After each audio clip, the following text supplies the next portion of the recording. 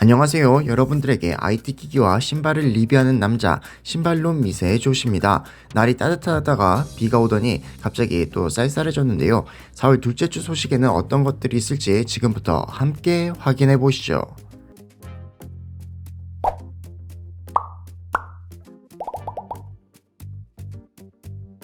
삼성전자 차기 플래그십 태블릿 갤럭시 탭 S9 시리즈의 후면 카메라 디자인이 변경될 것으로 보입니다. 유명 팁스터 온 리크스가 공개한 렌더링은 갤럭시 탭 S9 플러스 모델의 전 후면 디자인을 보여주는데, 전면은 이전과 동일하지만 후면의 경우 갤럭시 S23 시리즈처럼 물방울 디자인이 적용된 것이 특징입니다. 갤럭시 탭 S9 플러스 크기는 285.4, 185.4, 5.63mm로 추정되는데, 갤럭시 탭 S8 플러스 크기는 285, 185, 5.7mm로 거의 동일합니다. 이는 카메라 디자인을 제외하면 전체적인 디자인에는 거의 변화가 없음을 시사합니다. 갤럭시 탭 S9 시리즈의 가장 큰 특징은 IP68 등급의 방수 및 방진 기능입니다. 삼성은 일부 액티브 태블릿 라인업에 방수 기능을 제공한 적은 있지만 방수 기능을 갖춘 프리미엄 태블릿을 선보인 적은 없습니다. 또 갤럭시 탭 S9 기본 모델의 경우 8400에서 8500mAh 배터리가 탑재되면서 이전 모델보다 배터리 용량이 400에서 500mAh씩 늘어날 것으로 전망됩니다. 플러스 및 울트라 모델의 배터리 용량은 아직 알려지지 않았습니다.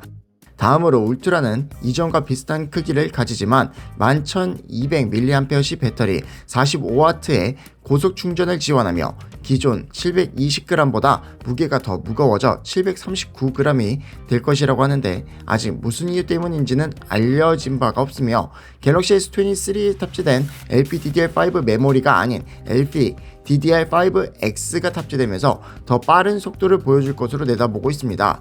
이에 따라 킥벤치 벤치마크 점수도 공개되었는데 확실히 점수가 높아진 것이 확인되었습니다.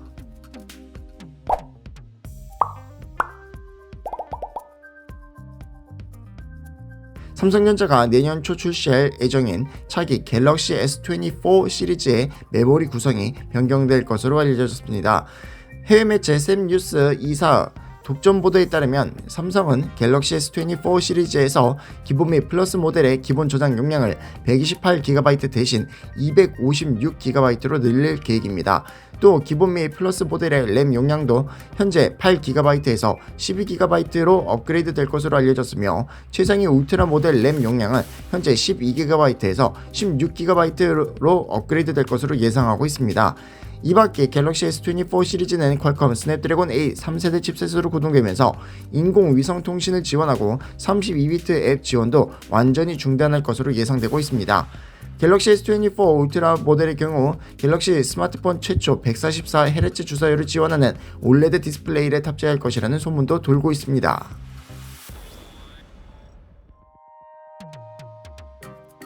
패스트트레이싱 기술로 완벽한 라이팅 효과를 구현한 사이버펑크 2077 오버드라이브 모드가 2주 11일 배포됩니다. 엔비디아는 배포에 앞서 패스트트레이싱 기술과 기존 레이트레이싱의 차이를 소개하기 위해 관련 영상과 소개글을 등록했습니다.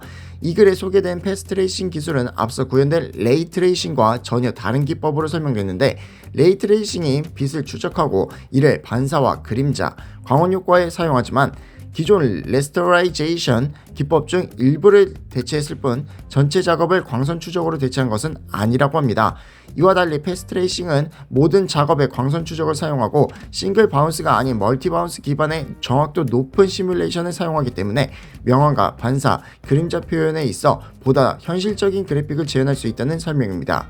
하지만 그만큼 광선 추적 처리량이 폭증하기 때문에 RTX 4090으로도 4K 기준 20프레임을 넘기기 힘든 상황이었는데, 그 문제를 해결한 것이 바로 DLSS, 그 중에서도 RTX 40 시리즈에 도입된 프레임 생성 기법이 적용된 DLSS3라고 합니다. DLSS3는 패스트트레이싱으로 처리되는 사이버펑크 2077 오버드라이브 모드를 8배 이상 빠르게 만들 수 있는데, 원본보다 낮은 해상도로 렌더링한 후 AI 기반 업스케일링 기술로 화질을 개선해 프레임을 높인 뒤 프레임 생성 기법으로 다시 프레임을 증가시키는 것입니다.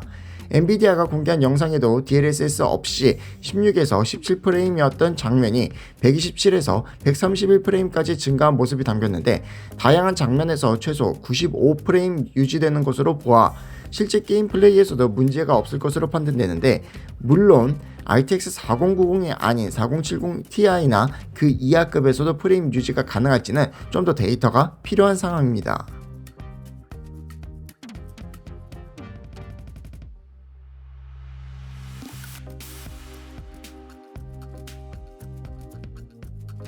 구글이 안드로이드 파일 공유 서비스 니어바이 쉐어를 윈도우 PC에 제공합니다.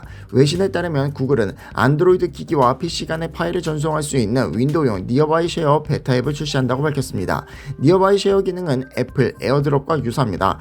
블루투스, 와이파이 또는 NFC를 사용하여 주변의 안드로이드 스마트폰 및 태블릿과 사진, 동영상, 문서, 링크 등 다양한 콘텐츠를 공유할 수 있습니다.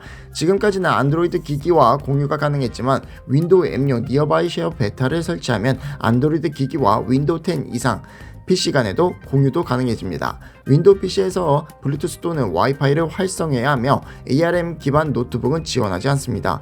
구글은 니어바이 쉐어 베타는 앱이 데스크톱에서 열려있든 백그라운드에서 실행 중이든 관계없이 윈도우 PC에서 작동하며 모든 니어바이 쉐어 종송은 2to2로 암호화로 보호된다고 밝혔습니다.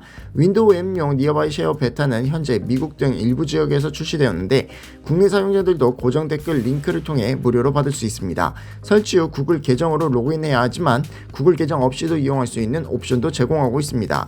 구글은 앞으로 다른 구글 생태계 기기와 콘텐츠를 공유할 수 있도록 공식 지원을 확대할 계획이라고 밝혔습니다.